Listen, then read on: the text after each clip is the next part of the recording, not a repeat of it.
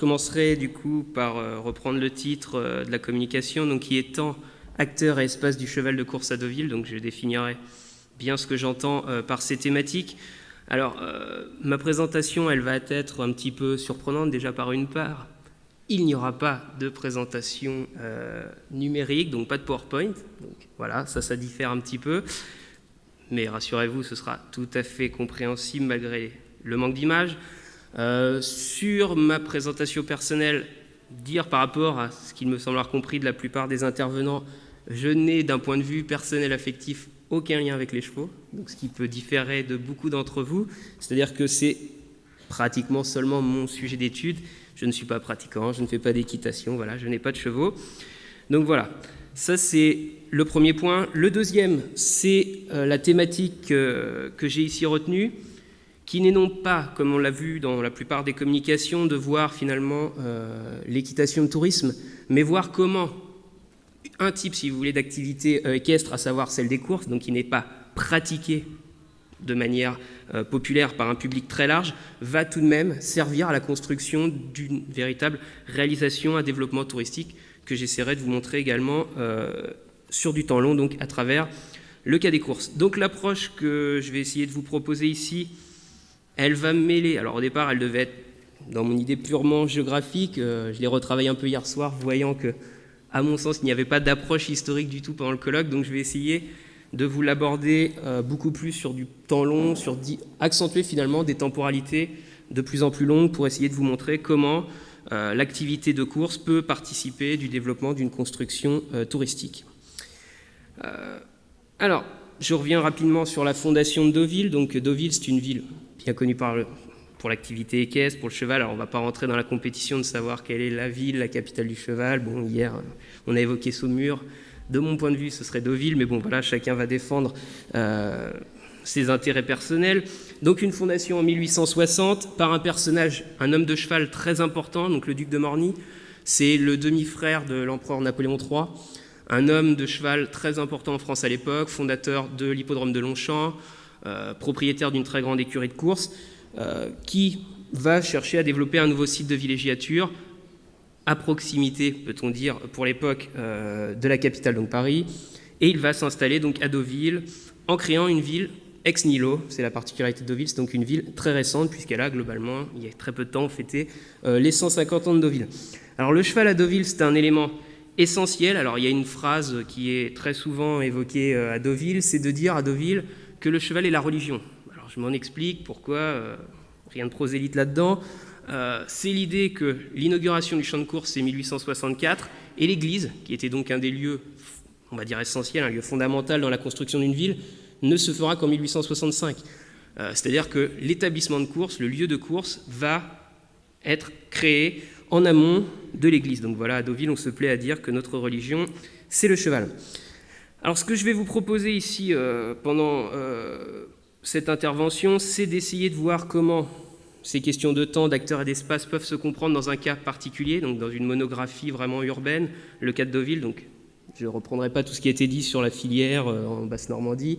Je vais donc procéder à un zoom sur sans doute la ville la plus importante de cette filière en Basse-Normandie, à savoir Deauville, tout du moins la plus médiatique, la plus populaire.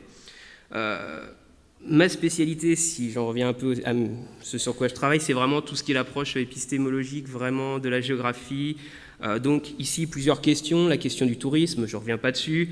La question des territoires. Alors bon, je ne rentrerai pas dans un débat sur comment peut-on concevoir le territoire en géographie, si ce n'est que j'évoquerai l'idée qu'il y a vraiment le principe d'appropriation qui est essentiel, comment les populations s'approprient, s'identifient un espace, la logique de filière, également la logique de paysage. Tous ces éléments sont donc très importants dans ma communication.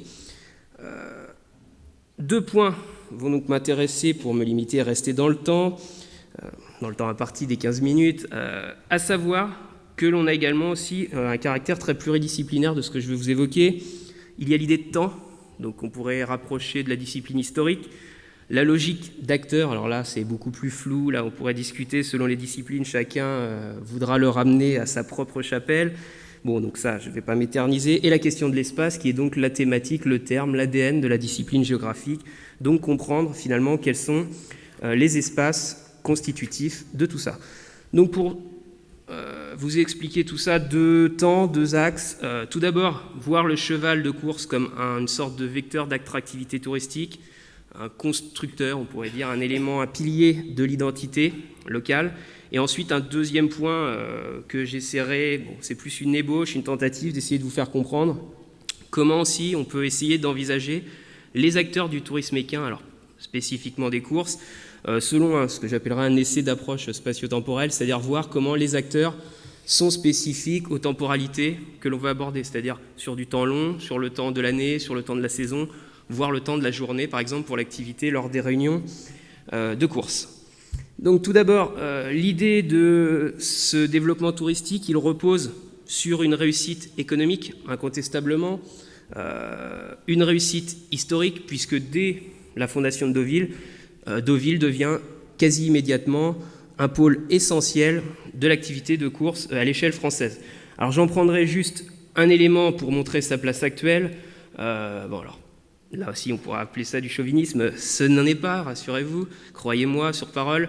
Deauville possède sur son site, alors certes les Pays de Loire en ont plus d'un point de vue quantitatif, d'un point de vue qualitatif, là aussi on pourra en discuter, mais en tout cas la ville de Deauville, donc c'est un tout petit peu plus de 4000 habitants aujourd'hui, compte sur sa superficie communale 2 hippodromes de première catégorie, accueillant donc des réunions PMU, et notamment un de ces 2 hippodromes, l'hippodrome de Deauville-Latou, qui est aujourd'hui l'hippodrome français qui reçoit le plus de courses classées PMU, puisque c'est un des rares hippodromes à pouvoir faire courir toute l'année grâce à différents types de pistes, pistes en herbe ou pistes en sable fibré, donc qui permet de courir même durant la période hivernale, ce qui donne de très jolies courses avec la neige à proximité de la piste, voire sur la piste, donc c'est très sympathique. Cet élément est très important parce que la question des courses, liées au tourisme toujours, il y a aussi d'énormes enjeux économiques. Alors, je ne vais pas rentrer dans des quantités de chiffres qui pourraient être un peu lourds, dirons-nous. J'en retiendrai juste un seul, c'est l'importance de l'aspect quantitatif au niveau des paris. C'est une manne économique, la question des paris, puisque les derniers chiffres du PMU font état d'environ 9 milliards 500 millions d'euros de paris sur l'année 2010. Donc, vous voyez qu'il y a beaucoup d'argent à prendre, à faire, et Deauville, bien évidemment, doit s'intégrer là-dedans. L'avantage de Deauville, alors, ses aménités, au-delà de son cadre, de tout ce que l'on veut, son développement touristique par l'hôtellerie, tous ces éléments, c'est aussi, Deauville est un élément important de cette grande région de chevaux et de courses, puisque c'est là quand même la grande particularité de la Basse-Normandie, c'est de s'être spécialisé dans l'élevage de courses, notamment les galopeurs, les pur-sang. À Deauville, c'est un débouché que je qualifierais finalement de naturel, Deauville, pour la filière des courses. On est au cœur du Pays d'Auge, donc grande région, très importante. Les grands haras, qui participent également de l'attractivité touristique. Alors, extrêmement difficile de les visiter, de les pénétrer. Il n'empêche que quand vous interrogez des gens, quand vous faites des entretiens, des choses comme ça avec des touristes, ça transparaît immédiatement. Pour un touriste lambda, quel est l'élément finalement identitaire de la Normandie? Ce sont ces prairies. Alors, il y a les pommiers, ces prairies et ces grandes barrières blanches qui délimitent les superficies des haras. Et ça, c'est véritablement un élément identitaire, donc très fort à retenir pour le géographe dans cet élément d'identité, d'appropriation des territoires. Le cheval est également donc une vitrine, cheval de course, au bout d'un moment j'oublie de dire de course, le cheval de course est également une vitrine que l'on peut qualifier de médiatique. Deauville mise là-dessus de manière très importante et on se rend compte de ce poids. Alors il y a eu un rapport assez récent, notamment du pôle de compétitivité, qui cherchait à interroger finalement quels étaient les éléments les plus attractifs au sein de la Basse-Normandie. Et de très très loin à l'international, ce qui ressort, c'est Deauville. D'accord ? Il y a le haras du Pin, certes, mais de manière bien plus importante, c'est Deauville qui est un gage de qualité et de reconnaissance à l'international. J'y reviendrai notamment par le phénomène des ventes. Les ventes de yearling, donc qui sont ces jeunes chevaux qui sont, sans rentrer dans les questions spéculatives et très économiques, un élément essentiel et qui participe donc de cette construction et de cette reconnaissance à l'international. Le dernier point que je voudrais voir avec vous dans cette première approche, dans cette première partie, c'est l'idée que l'ancrage spatial est toujours plus fort. Je m'en explique. Je vous l'ai dit, dès la naissance finalement de la commune, l'hippodrome a été créé et depuis, Deauville continue à développer finalement un ancrage spatial très très fort. Pour vous donner un ordre d'idée, aujourd'hui, c'est de l'ordre d'à peu près un quart de la superficie communale qui est utilisée par des bâtiments, des terrains relevant de l'activité de course. D'accord ? Donc ça va être les hippodromes, les centres d'entraînement, donc qui sont importants puisqu'il y a environ 600 chevaux à l'entraînement durant la saison estivale, 300 hors saison et 600 durant l'été. Les salles de vente, et très récemment, il y a aussi également ce qui a été inauguré. Alors là, ça dépasse le monde des courses. C'est ce qu'on appelle le pôle international du cheval, qui est donc un élément de formation et aussi qui accueille régulièrement donc, des concours de saut d'obstacles. Donc tout ça se construit petit à petit, comme je vous le disais aujourd'hui, pour aboutir notamment à 2 hippodromes donc, très importants qui permettent de pratiquer les différentes activités des courses, à savoir le plat, l'obstacle. Ils disent du trot, bon c'est extrêmement rare quand même vu que la piste est en herbe. Le deuxième point que je voudrais donc évoquer, c'est l'aspect, comme je vous le disais, d'acteurs, d'approche spatio-temporelle. Alors je prendrai pour ça une citation d'un géographe, Jérôme Lageste, qui dit, pour expliquer un peu ma transition, alors c'est un petit peu compliqué peut-être, l'inscription identitaire d'une collectivité d'individus dans un espace géographique donné se traduit par un balisage consistant en la mise en place d'un ensemble de marqueurs spatiaux territorialisants. Donc voilà, quand je vous disais qu'il y a une accumulation comme ça de termes difficiles à aborder, alors je vais essayer de vous l'expliquer simplement autour de 3 temporalités, 3 échelles, l'échelle géohistorique très rapide, l'échelle annuelle et l'échelle de la saison jusqu'à la journée, où je vais essayer de vous montrer ça. Alors l'échelle géohistorique, bon, pas de détails, c'est du temps très long, c'est le temps de l'histoire, où l'on peut faire émerger finalement les dynamiques territoriales et l'idée de développement territorial qui est important. Quand on regarde historiquement les différentes municipalités qui se succèdent depuis un siècle et demi, elles sont toutes dans l'idée d'accentuer, d'ancrer de plus en plus le cheval de course dans le développement du territoire, donc en investissement, souvent très très très lourd, dans certaines périodes de l'histoire. Ça a été finalement presque dramatique. Je prendrai juste un exemple, donc les années folles, donc c'est la période 1918-1930 pour simplifier. Énorme investissement qui se concrétise notamment par la création du second hippodrome Deauvillé, donc qui s'appelle Deauville-Clairefontaine en 1928. Un investissement très lourd. Je ne fais pas un cours d'histoire. 1929, crise économique et ses répercussions. Une clientèle qui vient de moins en moins, qui investit, qui joue de moins en moins. Bilan, il faudra plus de 25 ans pour arriver à éponger les dettes de ces investissements faits à la toute fin de la période la plus faste. Mais l'idée, elle est quand même ça, de véritablement développer, ancrer le cheval de course dans le développement territorial. Le second point, c'est l'échelle annuelle, d'accord ? Quand on pense aux courses, on voit très joli... à 20h, le résumé des courses pendant 30 secondes, où on vous montre quelques secondes de l'arrivée sur la piste de Deauville, mais il y a véritablement une énorme préparation en amont, avec différents acteurs sur lesquels vous pourrez me poser des questions si vous voulez, pour que je ne détaille pas trop. Ça va être notamment les sociétés organisatrices de courses, les investisseurs. Alors au niveau national, ça va être France Gallo, qui est notamment, là encore, on voit le lien très fort avec Paris. France Gallo gère les hippodromes parisiens, Deauville et Cabourg. Bon, donc également à proximité en Normandie. Ce sont également les éleveurs très présents, les centres d'entraînement. Si je devais résumer de manière très schématique, l'idée c'est de préparer le spectacle en amont. Véritablement, le tourisme se prépare en amont. J'en viens à l'échelle de la saison et de la journée. Alors là, c'est notamment la personnalité des parieurs, une approche sociologique finalement du public, qui mérite là encore des développements historiques. Alors là, on peut aussi discuter des termes. Y a-t-il démocratisation, popularisation ? Bon, là, on pourrait en discuter très longtemps. L'idée, c'est clairement que la massification des paris va entraîner une massification des parieurs et notamment une forme de popularisation avec des gens de moins en moins, entre guillemets, experts du monde du cheval, ce qui n'était pas le cas lors de la société aristocratique, globalement jusqu'au second conflit mondial. Pour simplifier, un élément qui le montre, c'est les yearlings. Donc ces ventes de chevaux très importants. Un chiffre, le deuxième de cette communication, c'est en 2011, les ventes de yearlings dans un contexte difficile, plus de 33 millions d'euros de ventes. Le cheval le plus important a dépassé les 2 millions d'euros. D'accord ? Donc il y a véritablement une spéculation, notamment avec une internationalisation, c'est ça qui est intéressant, notamment aujourd'hui le Moyen-Orient. Le golfe Persique devient de plus en plus important dans cette question. Donc pour conclure, le tourisme deauvillé s'incarne donc en grande partie par le cheval de course. Alors c'est pour moi le premier pilier, le pilier fondamental du développement touristique. Il y en a d'autres, la plage, le golf, le cinéma américain, qui sont donc d'autres éléments, mais incontestablement, le cheval est en tête dans les moments de crise. Ce qui maintient Deauville, c'est toujours l'activité équestre, toujours, bien évidemment, de course. Deauville est donc une vitrine finalement qui se retrouve à toutes les échelles, à toutes les temporalités, avec des acteurs extrêmement divers qui participent de cette construction identitaire. Et je terminerai donc sur cette toujours provocation en affirmant, et j'espère que ce que je viens de vous proposer pendant un quart d'heure le démontrera, à mon sens, Deauville est bien la ville du cheval. On pourra en discuter avec les gens de Saumur. Je vous remercie.